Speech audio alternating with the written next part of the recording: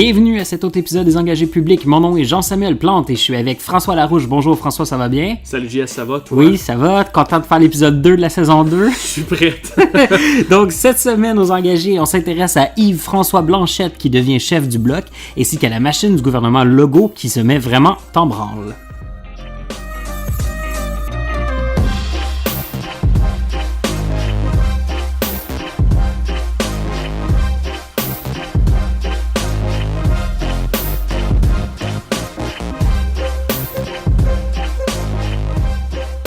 Donc, François, est-ce que tu t'es bien mis Salut en... JS. Ça va? Bonjour. Oui. Est-ce que tu t'es vraiment mis en branle cette semaine, toi aussi?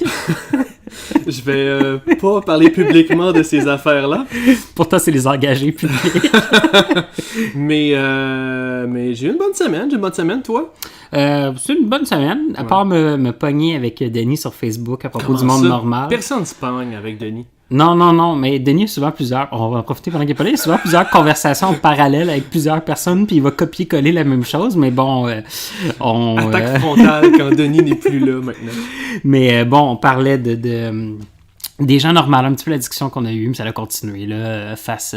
C'était quoi le fond de la question? C'était le troisième lien, parce que, tu sais, le troisième lien, même pas pensé, placé, mais on pensait déjà au nom, là, puis on parlait de Peter Stachny. Merci. Là, tu sais que je viens de Québec, là. Oui, je sais. Fais attention à ce que tu dis. Mais c'est ça, je demandais genre un petit peu plus de perspective, puis pas genre penser ça sur le coin d'une table au Tim Hortons, puis là, j'ai parti Denis, parce que là, non, tu méprises le monde normal, puis j'étais comme, non, je trouve juste ça important que quand on a des grandes décisions à prendre comme société qui vont marquer notre patrimoine. Comme de prendre un nom de pont? Ben, un nom de pont, tu sais, quelque chose qu'on va référencer à tous les jours dans les médias. Ouais. J'aime juste ça qu'on ait un petit peu plus de perspective, puis que ce soit pas quelque chose qui est fait sur le bord de la table. Peut-être que c'est la meilleure personne, mais ça doit être une réflexion qui est un petit peu plus longue que juste... Mais attends, est-ce que le nom a été choisi déjà? Par qui? De ce que j'ai lu, c'est comme, on a demandé au monde s'ils pensent... Il y a des gens qui ont proposé Peter Stachny, en tout cas, Peter Stachny. Oui, exactement. Je suis pas le... Non, mais j'allais dire, je suis pas le fils de Karl Larouche. Je sais pas c'est qui ça. Mais bon, ok. Mais sérieusement, parce que c'est intéressant quand même, mais faut pas que tu mélanges un vox pop. Ce que tu dis, tu parles d'un vox pop. Oh oui. Avec le processus. Toi, tu veux un processus bien fait. Ouais. Fait dans l'art. Ok, fine, mais tu sais, c'était juste un vox pop. Étonne-toi pas que les gens donnent des noms plus populaires. Non, mais c'est quand j'ai dit à Denis, je trouve que ça... Tu sais, je trouve peut-être que c'est pas le meilleur nom. Bon, peut-être ça le sera suite à ce processus-là. Ah, ben, tu fais partie de l'élite, t'es pas capable de respecter les décisions des gens normales, puis nanana. Non, je pense que Denis était sur d'autres choses. Denis, ce temps-ci, ce que je comprends de lui, puis il faudrait qu'il soit peut-être là pour l'expliquer encore. C'est son roast. Il va être fâché, il va nous écrire. Mais... je pense que Denis, il essaye de mettre en évidence l'arrogance d'une certaine élite dans les médias sur les intérêts et les passions du monde, de la majorité. Je le dis ouvertement, des fois je pense que Denis fait partie de cette élite-là, mais qu'il aime se vautrer dans un aura de monde normal, tu sais. Pour moi, Denis, c'est comme un falardeau en puissance là-dessus. Fait que non, je pense qu'il fait juste mettre en évidence une arrogance, puis je pense que vous avez tous les deux raison là-dessus. Il faut pas être arrogant puis détester les... Si t'aimes pas quelque chose, ben c'est ton choix, puis il va pas vomir sur les autres si t'aimes pas ça. Puis en même temps, si on veut bien choisir le nom d'un bon, je pense que c'est légitime, puis laissons le processus aller, t'sais. C'est peut-être pas le choix le plus populaire, mais... Non. Parlant de choix populaire, je suis très content d'annoncer le grand retour de Léo Bureau-Blouin la semaine prochaine, si tout va bien. Il va être avec les gars de Québec, ça va être un épisode tout spécial Québec où Léo va participer avec Clément, si ma mémoire est bonne, et Denis, un épisode régulier, donc manquez pas ça. Cool.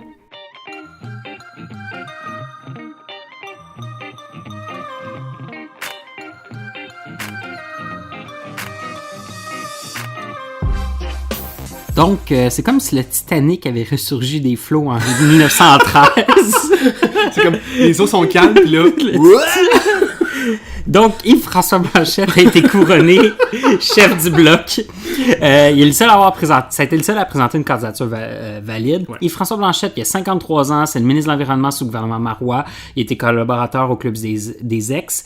Il a été président de la Disque, gérant de notre chanteur préféré, Éric Lapointe. Son chanteur préféré.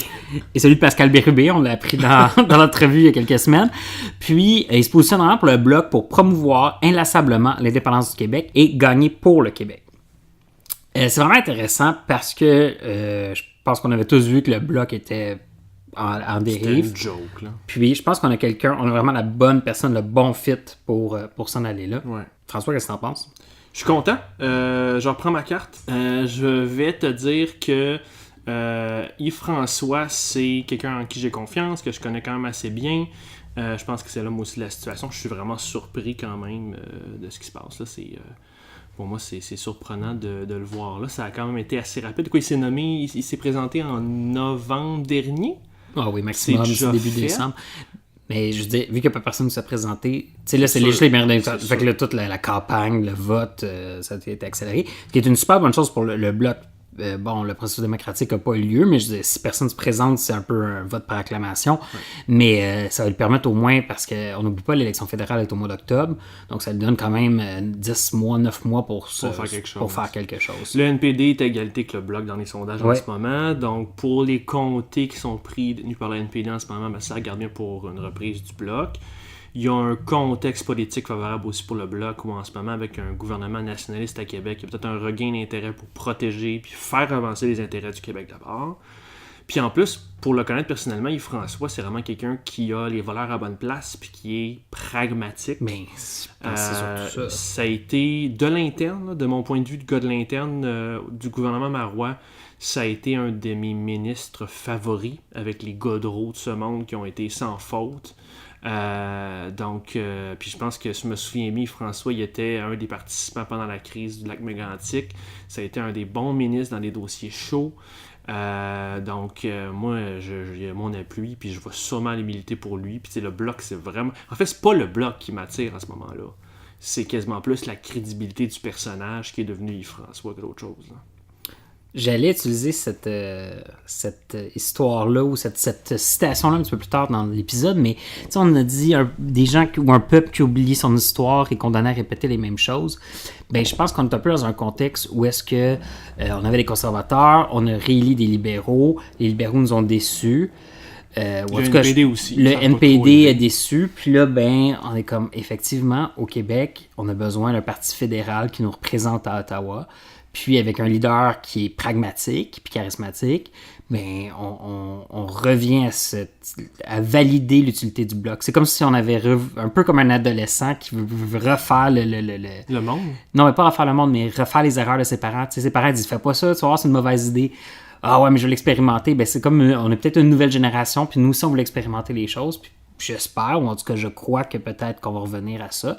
C'est sûr que ce sera pas le Bloc des années 90, là, mais je crois qu'il y a quand même à un moment donné, t'es comme, OK, ben les conservateurs, tu sais, si tu vas par élimination... C'est parce que tu reviens à la réalité du Québec, je dirais. C'est ça. Tu reviens au fondement du problème du Canada et du Québec encore et toujours, là, je veux dire, ça changera pas. Qu'est-ce que tu penses du retour d'un message plutôt style Gilles Duceppe, là, donc on va faire un équilibre entre faire gagner le Québec et parler d'indépendance, donc les deux en même temps, ce qui va s'éloigner de Martine Ouellette. Qu'est-ce que tu en penses? Ben, je pense que tu sais, le problème, mettons, Martine Ouellette, c'est quand il y avait c'était une crise budgétaire, je me souviens plus c'est quoi, mais il se passait quelque chose de gros à Ottawa, puis elle voulait parler de la Catalogne et des prisonniers. Puis là, il y avait certains députés, la frange qui s'est dissociée, qui étaient comme, mais non, on va parler de ce qui se passe. On va parler de l'indépendance. Puis je pense que l'indépendance va venir naturellement en discutant des sujets. Dès qu'on va s'intéresser aux intérêts québécois dans la fédération, ben, à un moment donné, naturellement, le thème de l'indépendance va revenir. Fait que je pense que c'est un cheminement qui est beaucoup plus naturel. Tu sais, je me souviens dans le temps de Gilles Duceppe, mettons le bouclier antimissile, ce genre de choses-là. C'était ce cheminement-là qu'il y avait. Non, je suis d'accord avec toi.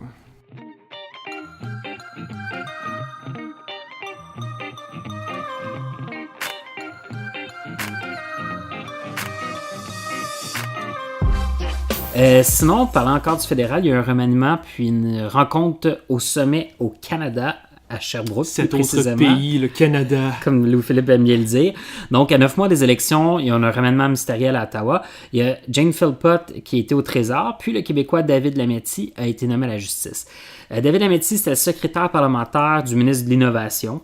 Puis, la vedette libérale Jody Wilson-Raybould a été transférée de la justice aux anciens combattants. Donc, c'était elle qui avait le poste, là, je comprends. Oui, exactement. Puis, sinon, une fois que ça a été fait, il y a un caucus là, des libéraux. Là, un caucus, c'est quand, avant la session, tous les députés se rencontrent pour discuter de la stratégie et tout ça. Fait qu'il y avait un caucus à Sherbrooke. Ah, ça doit se faire toujours dans l'harmonie. Je sais pas, est-ce que t'as déjà assisté à ça? Est-ce que t'as des échos de ça? Ça se peut. Ouais. Non, pas au fédéral, en tout cas. Non, pas au fédéral? Pas au fédéral.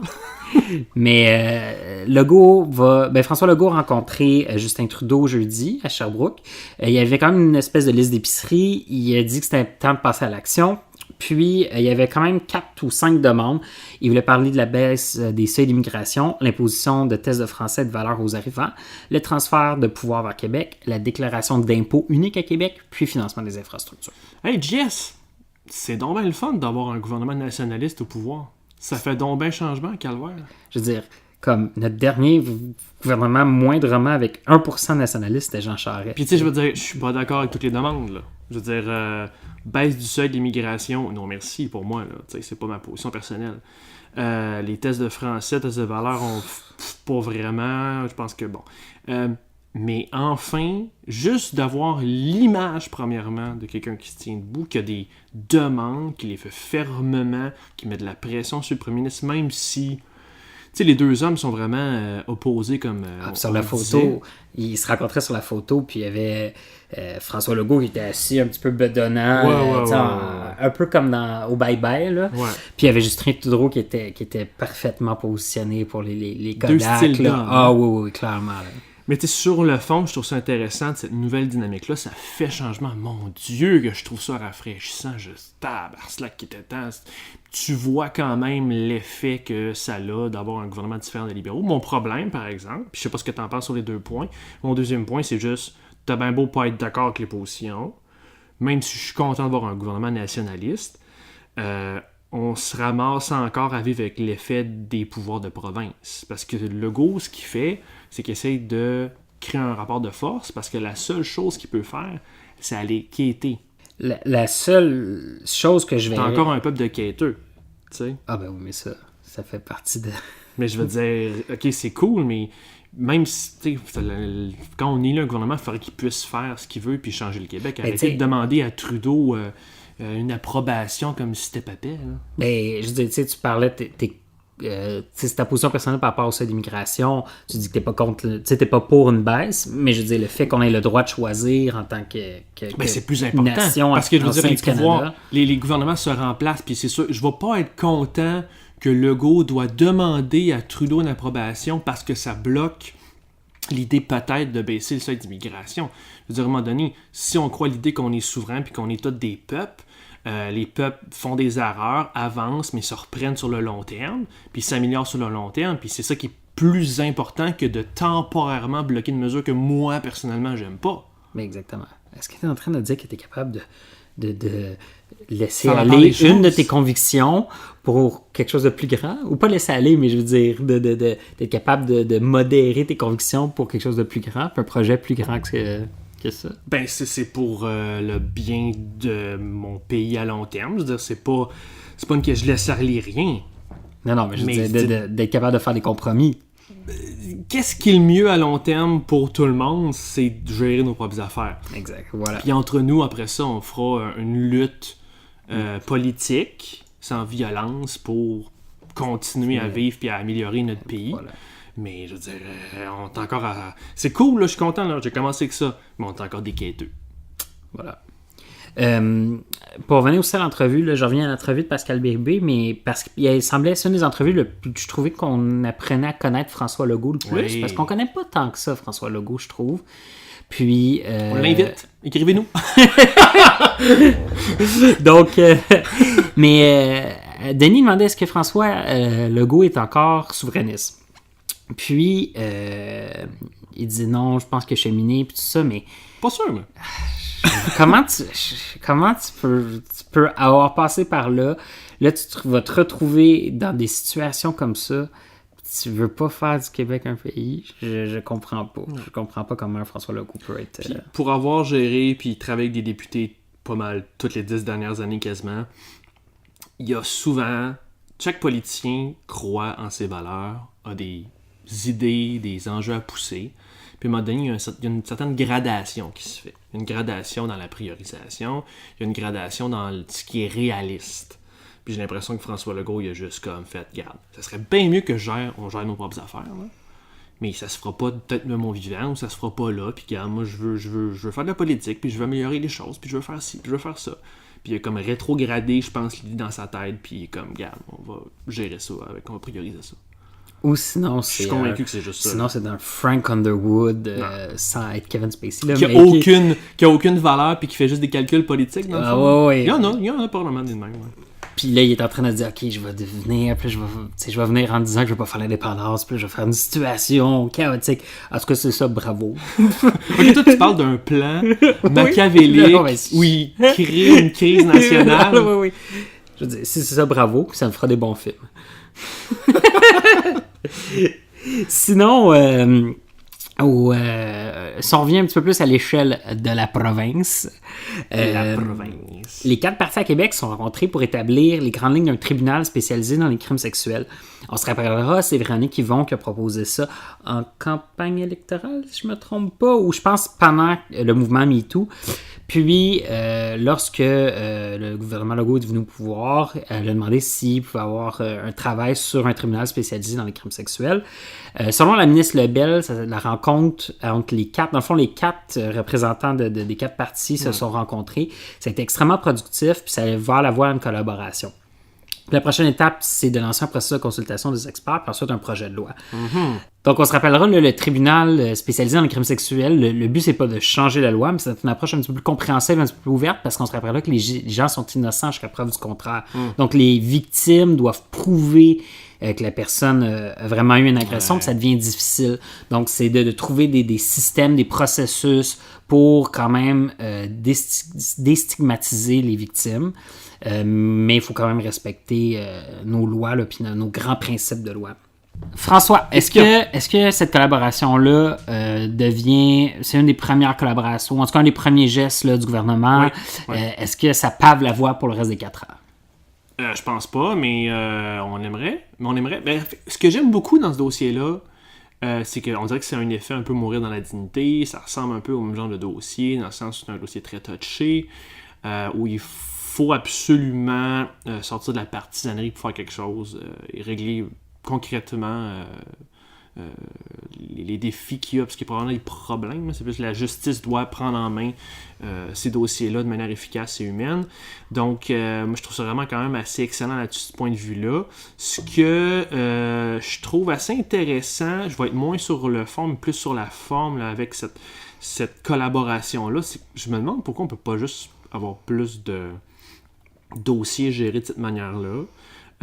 Il y a un dicton à l'Assemblée nationale qui est que 90% des discussions en chambre sont toujours faites de manière cordiale et en collaboration, vote à majorité, ce qui est plus ou moins vrai. Puis oui, c'est la période de questions, c'est toujours un bordel, mais c'est sûr que dans les sorties publiques, puis dans la collaboration de grands dossiers comme ça, qui me semble aller au-delà de la partisanerie, il faudrait avoir de plus en plus des dossiers comme ça. Tant mieux si notre système politique vit un certain changement. Tu sais, je vois un narratif où tu as, puis on va en parler tantôt, une réforme du mode de scrutin qui s'en vient. Tu as un mourir dans la dignité. Là, on aurait peut-être un tribunal spécial pour les crimes sexuels. Des dossiers comme ça, tranquillement, qui deviennent tellement importants, où les gens n'osent pas faire de partisanerie sur la mort, sur les crimes sexuels. Si on a ces dossiers-là qui font en sorte qu'on peut au moins travailler ensemble pour régler les problèmes du monde sans faire de partisanerie, tant mieux. Ce que je trouve drôle, par exemple, c'est qu'on dirait que le Québec et les États-Unis sont en train de s'inverser. Parce que jadis, aux États-Unis, c'était souvent comme ça. C'était impossible ici. Puis on dirait que ça s'inverse, où on ne peut plus rien faire sur un tel dossier sans être partisan aux États-Unis, puis où il y a une tendance inverse ici. Fait que il y a peut-être de l'espoir. peut-être pour rappeler un petit peu le système, comment il fonctionne, là, les bases du Parlement, là, comment c'est supposé être fait, c'est qu'un député dit « Moi, je voudrais faire une loi. » Puis la majorité des députés regardent la loi, puis ils disent, ben ouais, peut-être pas parfaite, mais ouais, c'est une bonne idée qu'on s'intéresse à ça. Ben, les députés sont supposés faire ben, ça. C'est comme ça. Non, mais je vais juste expliquer. Ils sont supposés. C'est comme ça que ça devrait se passer. Là, il est en commission parlementaire. Fait que c'est un groupe de députés qui sont un peu plus spécialisés dans ce domaine. Fait que, mettons, c'est, je sais pas, le transport. Bon, ben, il y a des députés de chaque parti qui sont spécialisés dans le transport. Ils regardent le projet de loi du député, puis là, ils sont comme, hey, moi, je changerais telle affaire. Puis là, les gens discutent. Puis, ouais, mais si tu changes telle affaire, tu sais, c'est une mauvaise idée, nanana. La loi est amendée. Il amende les choses, il change les choses. Ça veut dire, entre guillemets, supposément amélioré. Amélioré par tous les députés de tous les partis qui participent. Ouais. Puis après ça retourne en chambre. Puis, ben, techniquement, tous les députés ont participé. La loi est rendue super bonne. Puis ils l'adoptent. Puis dans le fond... Mais qu'est-ce qui se passe, JS, dans la vraie vie? Ben, c'est la partisanerie. Puis je veux pas que ce soit lui qui ait l'idée, tu sais, qu'il soit attribué la paternité ou l'origine de la loi. Ouais. Fait que là, la partisanerie embarque. Puis là, il y a des considérations politiques, puis des considérations de chaque comté, au lieu de s'élever un petit peu puis de dire, ben... Mais souvent, il y a des votes en bloc aussi. C'est genre tout le parti vote de même. Ou la loi, tu sais, le petit député qui arrive avec son projet de loi, ben... Le gouvernement dit, ben, on l'étudiera même pas. Puis ça passe même pas. Mais les institutions pourraient permettre cette chose-là. Fait que oui, c'est important au niveau médiatique, puis il y a des comités, puis tout ça, mais ce serait aussi le fun qu'on récupère nos outils politiques qu'on a, puis on les utilise à bon escient. Parce que t'es en train de dire que c'est les partis qui bloquent cet avancement-là. Ouais, mais en même temps, c'est important des fois que tu aies un groupe de personnes qui partagent les mêmes valeurs, puis il y a des diverses spécialités. Puis ces gens-là, tu sais, s'unissent ensemble. Ben oui, sur les votes. Puis écoute, c'est la fin du monde si genre il y a un député du troisième groupe d'opposition qui a une bonne idée, puis tu t'es favorisé, puis c'est ça qui est arrivé, tu sais, avec Véronique Yvon, puis il a mouru dans la dignité. C'est un peu ça qui est arrivé. Ouais. Puis je veux dire, est-ce que les libéraux ont passé pour ont-ils perdu des votes à cause de ça? Pas sûr, je pense pas. Non. Ils ont juste paru d'avoir une certaine maturité puis une certaine ouverture. Puis d'être un bon gouvernement puis des bons gestionnaires.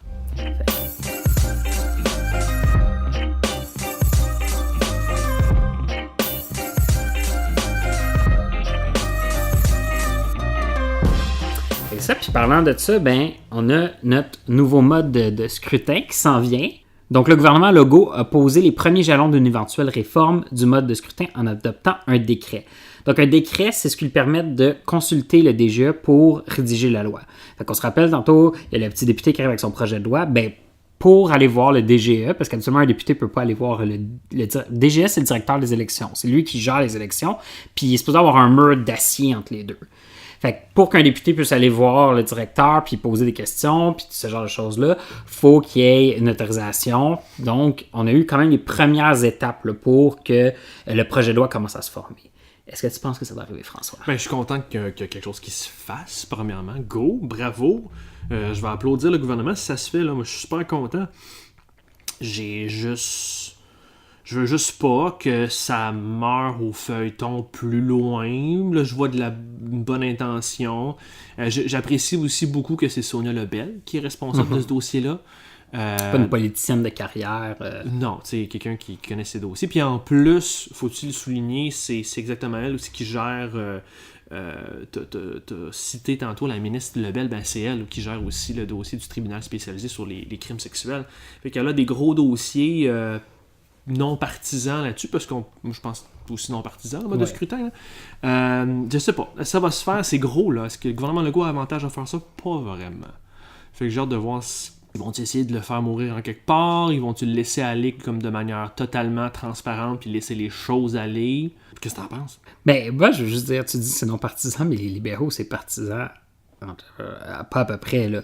Je veux dire, c'est comme, il va y avoir moins de représentativité des régions, nanana. Non, c'est pas vrai. C'est que vous avez des blocs de vote, puis des comtés où est-ce que vous avez des votes, des résultats de vote alignés, puis c'est votre base. Puis c'est pour ça que vous êtes contre, t'sais. C'est pas pour les grandes valeurs puis la représentativité des régions, t'sais. Est-ce que ce mode-là va être parfait? Ce mode de scrutin va être parfait, puis va avoir une belle représentation parfaite puis des régions? il va y avoir des défauts, mais je pense qu'au final, le Québec en entier va en profiter. Puis ça sera justement au parti d'être quand même capable de s'élever un petit peu, puis de réfléchir à chaque région, puis l'importance de tous ces gens-là à travers le Québec. Là. Puis écoute, ça va être un balado plein d'espoir aujourd'hui, mais puis je reviens à mon narratif de tantôt, changement de mode de scrutin, des dossiers un peu plus non partisans.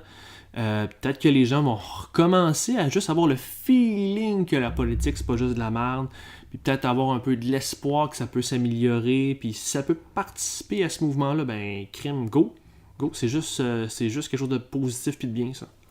Moi, je vais revenir, je vais contrecarrer ton espoir. Qui est la mission des engagés publics. Donc, on se rappelle que je crois que François Legault est Frank Underwood. D'ailleurs, Frank Legault Underwood en puissance. Je veux juste dire qu'il a dit son engagement, c'était de déposer dans un premier mandat un projet de loi pour changer le mode de scrutin. Ça veut pas dire qu'en 2022... Ça sera fait. Mais en fait, je veux dire, ça se peut qu'il ait dit, oui, c'est bon, on change le mode de scrutin, mais est-ce qu'il a déjà le temps de se retourner?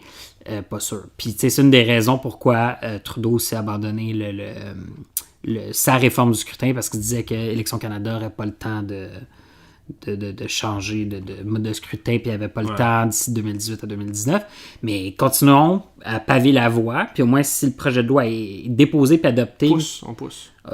Ça sera fait. 2022 sera peut-être la dernière élection, mais on sera prêt pour la prochaine. Puis les partis auront le temps aussi de réagir à ça, puis de mieux s'organiser, puis de s'installer. Tant qu'à être pessimiste avec le mode de scrutin, je vais continuer dans le pessimisme. Puis, il y a Québec qui va indemniser des victimes des changements climatiques au Bas-Saint-Laurent. Ce matin, le gars de Radio-Canada a dit bas du fleuve, puis j'ai bien aimé ça, fait que moi aussi je vais dire la même chose, dans le bas du fleuve. Puis, le gouvernement a versé 5,5 millions de dollars pour dédommager les propriétaires de maisons de Sainte-Flavie qui sont menacés par les tempêtes puis l'érosion des berges. Tu connais ça, ce coin-là, toi? Hein? Je connais ça, c'est là que je me suis marié cet été, puis ma femme vient de là, parce que maintenant je dis ça, ma femme. Puis dans le fond, on a la 132 qui a été construite relativement proche là, du bord de l'eau, là, 10 mètres, 5 mètres par endroit. Puis il y a des maisons qui se sont construites entre la 132 puis le bord de l'eau, vraiment sur le bord de l'eau. Mais ce qui arrive, c'est qu'au fil des années, maintenant, on a 15 à 20 cm qui partent à cause d'érosion, à cause des grandes tempêtes, à cause des marées, puis aussi à cause de la montée des eaux et des changements climatiques. Le gouvernement va leur offrir 5,5 millions pour soit déménager les maisons ou tout simplement déménager de l'endroit puis détruire les maisons. Ouais. Là, on a ça qui se passe. Pendant ce temps-là, on a le New York Times qui dit que les océans sont en train de se réchauffer plus rapidement qu'ils le croyaient. Ouais. Puis pendant ce temps-là, on a Québec Fier, le groupe de pression d'Éric Duhem, qui est en train de sonder les Québécois pour monter une espèce de campagne pro-pétrole pour faire pression sur la CAQ. Ouais. On a vraiment un triangle qu'on voit. Tout ça est lié. Tout ça est lié. Donc, on a vraiment sur un triangle où est-ce qu'on a de l'argent public qui doit être investi pour les gens à Sainte-Flavie. On a les océans qui se réchauffent, puis on a un groupe de pression qui veut continuer à faire la même chose qu'on fait, puis qui fait que les océans se réchauffent. Est-ce que on devrait commencer à connecter un petit peu plus les choses, François, entre elles? On n'a peut-être pas de lien de cause à effet direct. Là. C'est quoi, non, je suis pas d'accord. Il y a un lien de cause à effet direct. On sait que l'activité humaine cause des changements climatiques et l'accélère. On a un lien de cause à effet. On sait qu'il y a des groupes de pression qui sont de plus en plus nombreux, qui sont financés on ne sait pas trop où, qui vont influencer le plus possible la CAQ. Il y a un électorat, puis tu me corrigeras si tu n'es pas d'accord, mais il y a un électorat de base. Là, fait que c'est sûr que s'il y a des groupes de pression qui essaient de maintenir l'élan de la CAQ actuellement, puis qu'on ne s'occupe pas trop des changements climatiques, mais qu'en même temps, il va falloir débourser des millions, puis que tout ce qu'on fait, c'est pallier temporairement quelque chose qui se passe maintenant, puis pas faire partie d'un plus grand mouvement mondial, ben on s'aide pas pour la suite des choses. Je veux dire, c'est quoi le plan du gouvernement du Québec dans le plan fédéral? C'est quoi le plan du gouvernement du Québec dans le plan mondial pour faire pression puis contrer les changements climatiques? Puis plus loin que ça, mettons que les changements climatiques ont des effets puis on connaît déjà de toute manière, c'est ça mon point en plus, on connaît déjà les effets des changements climatiques sur nos berges, sur notre économie, sur les changements qu'il va y avoir, l'ouverture de la route dans le Grand Nord. C'est quoi le plan du gouvernement là-dessus sur 20 ans? C'est bien s'attaquer à des demandes populaires Sur la santé et l'éducation, j'en suis. Mais de mon vivant, il me semble que quand l'intégrité physique des gens est menacée, tu priorises ça sur tout. Puis c'est pour ça que l'année passée, dans un des balados, j'ai avoué que pour moi, c'était mon enjeu numéro 1, même sur l'indépendance, puis sur toute autre chose. Puis ça l'est encore cette année. Si l'intégrité du monde est menacée, ce qui est le cas, notre économie va devoir changer sur les 20 prochaines années. Il va falloir... Tu sais, oui, c'est beau, le temps d'urgence en santé, c'est maintenant, c'est l'éducation, tout ça, il faut changer ça.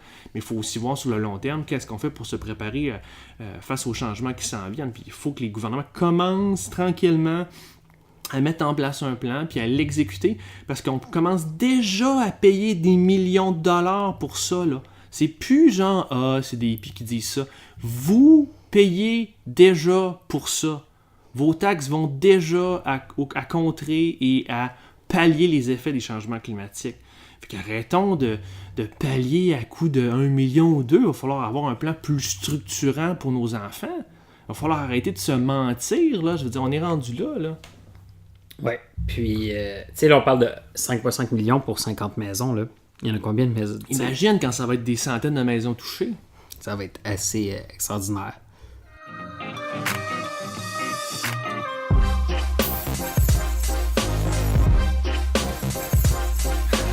Donc, devinez quoi, si vous habitiez dans une caverne depuis les 3 dernières semaines, le gouvernement américain est fermé. Puis, dans le fond, Trump veut un mur, les démocrates veulent pas, trouvent ça ridicule. Puis le gouvernement est fermé parce qu'aux États-Unis, le président gère le budget, mais le Congrès lui donne le budget. Mm-hmm. Puis, dans le fond, ça fait des années qu'ils sont dans une dette, puis ils n'ont jamais patché vraiment le budget. Puis ils font juste reconduire des dettes sans... pas des dettes, mais reconduire des déficits sans fin, sans vraiment avoir fait une loi qui explique pourquoi est-ce qu'on devrait faire un déficit, comment est-ce qu'on devrait faire un déficit. C'est juste une suite de patchage qui se fait. Puis le gouvernement, dans le fond, si les fonds ne sont pas reconduits à certains mois, à chaque certain mois, le gouvernement ferme automatiquement. Puis je l'ai vécu en 2013, j'étais stagiaire au consulat américain. Puis je m'en dis, c'est vraiment drôle, mais ça ne l'est pas. Oui, sur Obama. Sur Obama, sur le healthcare, sur Obamacare. OK. Puis dans le fond, on faisait plus rien, sauf l'économie, la politique et la défense. Fait que dans le fond, on faisait tout. Ça parce que ce qui est fermé, c'est les programmes fédéraux discrétionnaires non essentiels. Ouais, mais tout ce qui est économique est essentiel. Fait que défense, j'imagine aussi. Défense. Mais tu sais, je veux dire, un regroupement de gens d'affaires, de créateurs de moustiquaires, subventionnés par le consulat pour qu'ils puissent se rencontrer parce que le Québec est un pôle en moustiquaire. Ça va quand même être autorisé. Fait que c'est un petit peu ridicule. Oui. C'est comme... Je veux dire, il y avait plein de trucs. T'étais comme... OK, fait que là, le gouvernement est fermé. Il n'y a plus personne qui inspecte les salades. Mais tu sais, comme... Les moustiquaires, tu sais. J'exagère, là. C'est pas un exemple vrai, là. Mais c'était pas loin de ça. Mais en fait, c'est pire que ça. Si tu veux un exemple, là, en ce moment, les agents de TSCGS, c'est quoi la... C'est l'Agence d'inspection fédérale de l'aviation. Ben, ils inspectent plus les avions décollants pour voir si sont sécuritaires ou pas. Puis qu'est-ce que ça veut dire? Ben, il inspecte plus les bagages. C'est malade, là. Il y a eu le 11 septembre, puis tout le monde capotait sur la sécurité des avions, puis là, en ce moment, on sait pas trop. Il y a un gars qui était sur un vol pour Tokyo. Lui, il avait voyagé à travers les États-Unis, puis il s'en allait à Tokyo. Puis en bon américain, il avait son gun. Puis il l'avait laissé dans ses bagages. Mais il a oublié de les enlever avant de prendre l'avion. Puis ça a passé dernièrement, ça? Oui, cette semaine. Fait que le dude, le gars, il arrive à l'aéroport. Il pense qu'il a enlevé son gun de son bagage. Il n'y a personne qui l'a inspecté, ça l'a passé à travers les trucs. Oh my God. Il était dans l'avion, il a ouvert son... Puis il était comme... Puis il a vu ça. Il était comme, oh fuck, j'ai mon gun. Fait qu'il l'a refermé. Là, il était comme, ok, est-ce que je le dis tout de suite? Mais si je le dis tout de suite, il va plus jamais voler, ce gars-là. C'est ça, tu sais, l'avion va se ramasser, genre, tu sais, les jets, puis nanana. Fait qu'il dit, non, je vais fermer ma gueule. Puis il est rendu à l'aéroport de Tokyo. J'ai déjà été à l'aéroport de Tokyo, c'est bizarre parce que les Japonais te réinspectent quand tu sors de l'avion. Okay. Ils te repassent au contrôle quand tu sors de l'avion. Puis c'est drôle parce que c'est des petits bacs comme en plastique du magazine Piastres. Là, c'est, ils sont minuscules. Oui, c'est tout japonais, là, typique. Mais bon, il est arrivé là puis il était comme... Ouais, fait que j'ai oublié mon gun. Ils m'ont pas inspecté à l'aéroport. Dans l'avion, je me suis rendu que j'avais le gun. Je m'excuse. Qu'est-ce qu'on fait? Le Japon est un petit peu en crise contre les États-Unis. L'ambassadeur du Japon a écrit au gouvernement pour leur dire qu'il fallait que tu checkes leurs choses. Sinon, t'avais-tu... Qu'est-ce que t'en pensais, toi? Sur la fermeture? Ouais. Ça va être... On est dans un impasse, puis je pense que ça va être des conséquences comme TSC, comme les... tu sais, quand que les contrôleurs aériens, par exemple, ou des organismes ou des emplois subventionnés par le gouvernement fédéral ont décidé de faire la grève ou d'arrêter de faire des services qui vont empêcher vraiment l'économie américaine, c'est peut-être là que Trump va plier ou que les républicains vont dire c'est assez. Puis là, on n'oublie pas que l'enquête russe continue à progresser. Il se passe plein de choses, puis de plus en plus, là, aujourd'hui, Michael Cohen a dit qu'il avait engagé une firme, la Virginie, à coût de 50 000 $ pour qu'il... faire un faux sondage. Faire des faux sondages. Non, en fait, truquer les sondages. Truquer les sondages. Oui, donc c'est des bots qui votaient massivement pour Trump dans les sondages. Donc, les républicains, à un moment donné, là, ils commencent à avoir beaucoup de choses qui s'accumulent, puis ils en ont laissé beurrer épais pour qu'ils puissent passer ces... Attends une minute, là, déjà, juste sur la fermeture du gouvernement, puis sur le mur, juste là-dessus, il y a des républicains déjà qui commencent à se déclarer contre le président, puis il n'y a pas encore eu de vote, sauf erreur, ils ont tout été bloqués au Sénat par Mitch McConnell, mais il y a des républicains qui veulent déjà voter pour réouvrir le gouvernement juste là-dessus. Là, en plus, quand tu ajoutes l'influence de la Russie, il y a encore plus de mécontentement qu'on attend de plus en plus. Là. Mais tu sais, en même temps, Trump, depuis le début, on est comme Trump gagnera jamais la nomination républicaine, Trump va jamais devenir président, Trump va jamais réussir à passer ses tax cuts, Trump va jamais réussir à faire nominer Brett Kavanaugh. Tu penses qu'il va survivre? Ben écoute, c'est un gros homme téflon, mais c'est quand même un homme téflon. Là, il a réussi jusqu'à maintenant à passer. Fait que Trump, jusqu'à preuve du contraire, je crois qu'il peut toujours s'en sortir. Puis tu sais, c'est cool l'histoire du mur, mais c'est pas le sujet de l'heure. Puis je trouve vraiment que le sujet de l'heure, c'est l'influence russe. Puis c'est plate pour l'ensemble des citoyens américains qui sont touchés par la fermeture du gouvernement. Il y a des familles qui n'ont pas de salaire qui rentrent en ce moment. Ça touche, je pense que c'est comme quasiment 1 million d'emplois. C'est 800 000. C'est comme presque 1 million de personnes employées par le gouvernement.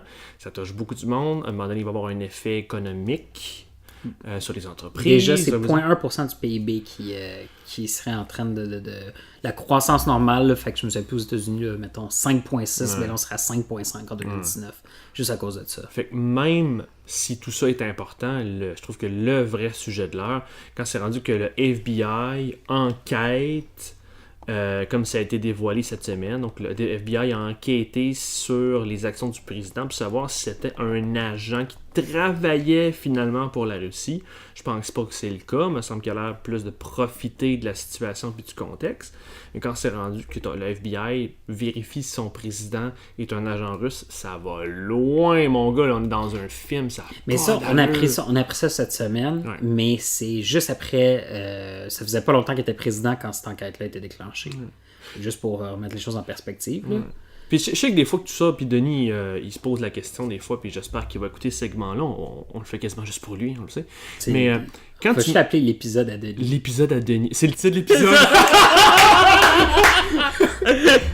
On l'a. Mais quand tu mets les choses bout à bout, tu peux avoir une perspective pragmatique, réaliste et qui sonne pas comme un conspirationniste, comme dirait Denis. Dans le sens où, dans le fond, quand tu dis que, OK, le président a l'air de profiter de la situation, le FBI regarde si le président était un agent, il y a clairement, sa campagne a profité de la situation des liens avec la Russie pour s'avantager dans le vote, que ce soit en trafiquant les sondages, en défavorisant le vote de Clinton, favorisant le vote républicain,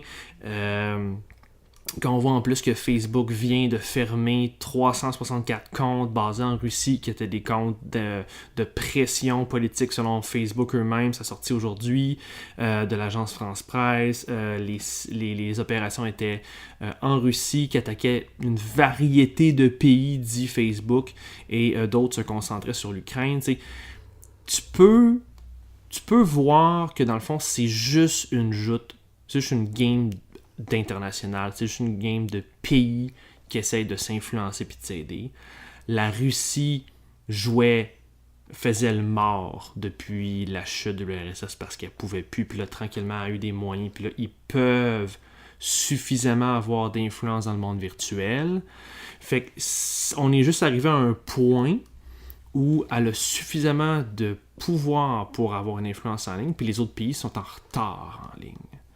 Puis les États-Unis s'en sont rendus compte trop tard. Puis ça m'amène à me poser la question, elle est où le reste de... Il y a sûrement la Chine, ça doit être la même affaire. Sûrement qu'il y a des armées de gens en ligne en Chine. On sait on le sait avec Edward Snowden, on sait que c'est la même chose aux États-Unis. Mais cette game de pays-là, elle existe. Je pense pas qu'il va y avoir un conflit quelque chose qui sonne comme House of Cards ou Trump est un agent russe. T'sais. Je pense qu'il faut sortir de cette caricature-là, mais être conscient que dans la vraie vie, tous les pays veulent s'avantager. Tous les pays poussent pour bien se positionner. La Russie fait pas exception à ça. Puis elle essaie de déstabiliser son adversaire qui est l'OTAN, puis les États-Unis plus qu'à peu.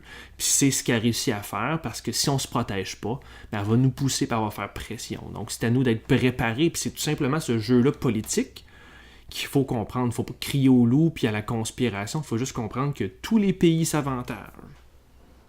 Une autre chose pourquoi est-ce qu'on parle aussi de la politique américaine aux engagés publics, c'est que ça nous met en perspective. C'est tellement extrême ce qui se passe aux États-Unis que ça nous fait nous questionner quand on dit « Ah, c'est pas important d'aller voter. » Tu sais, c'est important d'aller voter, c'est important de s'engager politiquement, c'est important de comprendre le système. Ben, c'est parce que notre système est quand même... Jusqu'à maintenant, on voit que même si le système est bien organisé, le système politique est bien organisé, puis il y a des contre-pouvoirs. Un individu de mauvaise foi est capable de tout débalancer. Puis on est chanceux parce que Trump pourrait être encore plus... S'il était intelligent, Trump pourrait être encore plus de mauvaise foi, puis encore plus débalancer les choses. En fait, s'il était plus efficace, puis il était un meilleur président, il serait bien plus destructeur. Puis par son incompétence, le système se maintient en ce moment-là. Mais c'est par son incompétence. Oui, parce que les check and balance. Mais ça montre que dans notre système politique, si on ne s'intéresse pas à notre système politique, ou si on élit des... Si on ne pense pas à qui on élit, puis on n'élit pas des gens... Si on laisse les autres gérer notre place. Ben, ce genre de choses-là peut arriver. Puis il n'y a pas de police qui va venir destituer le gouvernement. Là, un coup qu'un gouvernement est nommé, un gouvernement est nommé. Ouais. Seule autre personne qui peut la destituer, c'est la reine Elisabeth. C'est ça. Dear Queen, help us. Puis une autre raison pourquoi on s'intéresse à la politique américaine, aux engagés, c'est leur capacité à bien faire des campagnes. Puis, il y a des candidats démocrates qui se sont présentés cette semaine, une trolley de candidats démocrates. On a l'ancienne militaire, l'élu démocrate hawaïen du Congrès américain, Tulsi Gabbard. On a Julian Castro, qui est l'ancien secrétaire à l'habitation de l'administration Obama.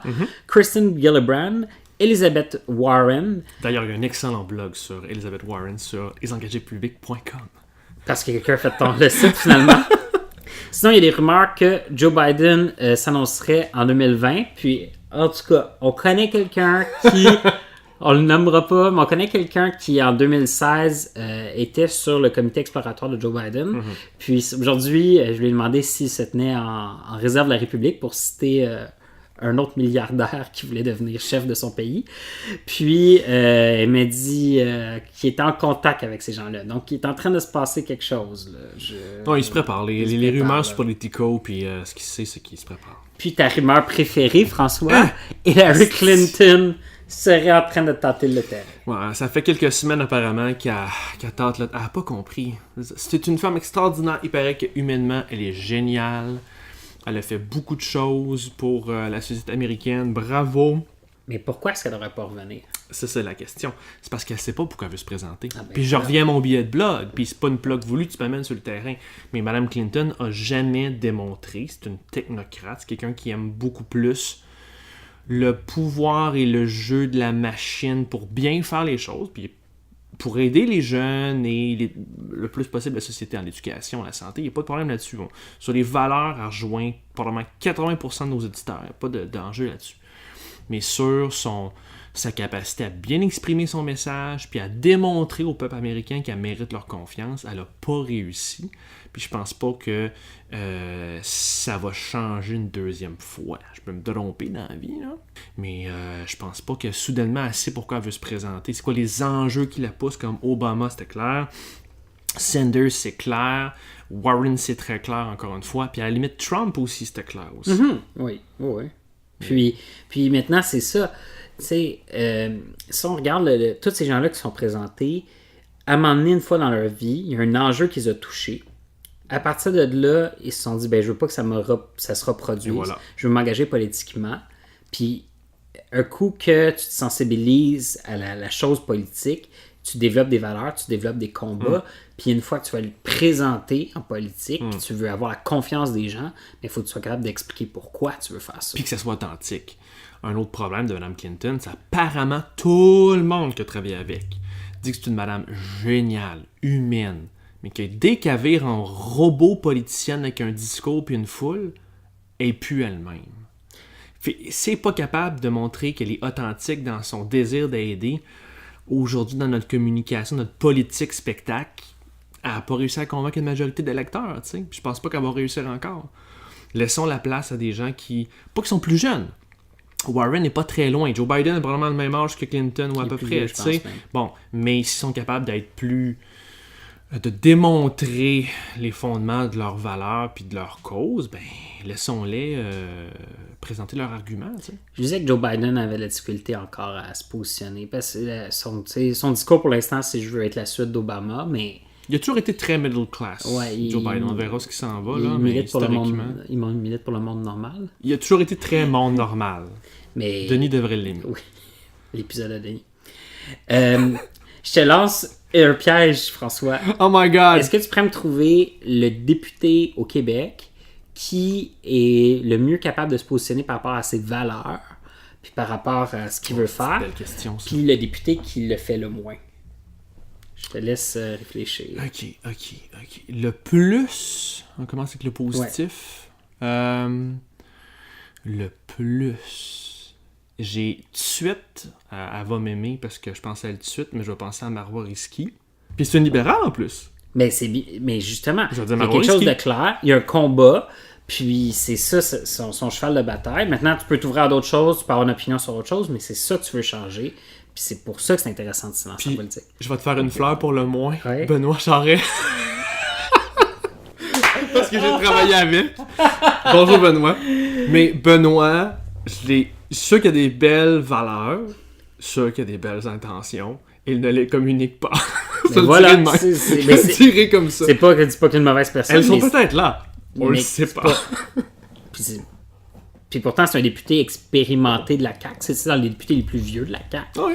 Mais c'était une raison pour qu'il n'avait pas été nommé au Conseil des ministres.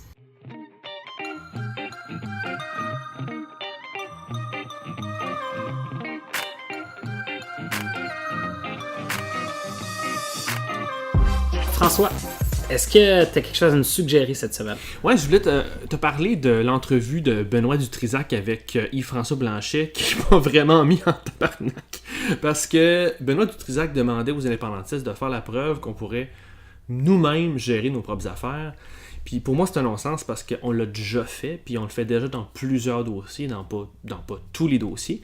Puis, by the way, les petites nouvelles pour M. Dutrisac, mais tous les pays du monde font des choses super bien et des choses super mal. L'idée, c'est de faire ces choses soi-même puis de s'améliorer constamment. C'est pas un prérequis d'être parfait pour être un pays, sinon ça servirait à rien d'être un pays.